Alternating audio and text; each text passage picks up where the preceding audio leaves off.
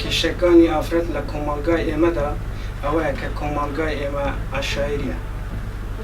بەڵام ئێمە ڕێکخراوەی ئافرەتانمان هەیە، بەڵام تاکو ئێستا وەکو پێویست نایان توانیوە واجبی خۆیان بەجێ بگێنن. بەڵام ئەگەر مافی ئافرەت ئاینی ئیسلام دیاری کردو، ئەگەر بەپێی ئاینی ئیسلام بێت هیچ کێشێک نابێت، هەموو شتەکان زۆر باش دەبێت.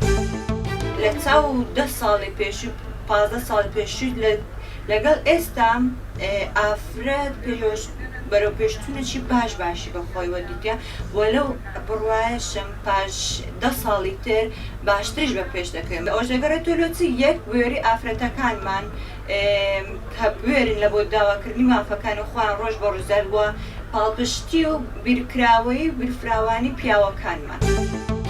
کات ئافرەتی چ توێتن بۆ تێدەکردن هەموو شتێ دەستی ئافرەتی دۆ مافی ئافرەتی پاراستیە چ بێشتە زەلامی خوبوت کەتن یاسا پاڵپشتی ئافرەتی دکەتن. ئافرەت بەحەقەت لە کوردستان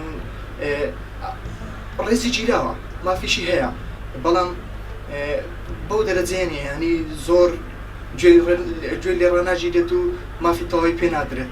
تو چۆن ڕێزی داکە دەگری ئەوە ڕێزی بەرامبەرکەت بگرە، چۆن خوشی خۆتت ڕێز لێ دەگری و گوێ لێ دەگری، ئەوە بەهەوڵ بدە لەگەر کەسی بەرامبەرشت، ئەوە لەگەڵ خێزانەکەت، ئەوە لەگەڵ خۆشەویستەکەت، ئەوە لەگەڵ برادەرەکەت. یانی ئێمە هەمومان دەتوانین بە نەرمونیانی بە تێگەیشتن لێکتر وا بکەین مافی هیچ لە هەنەشی نەخورێ و بە تایبەت مافی ئافرەت.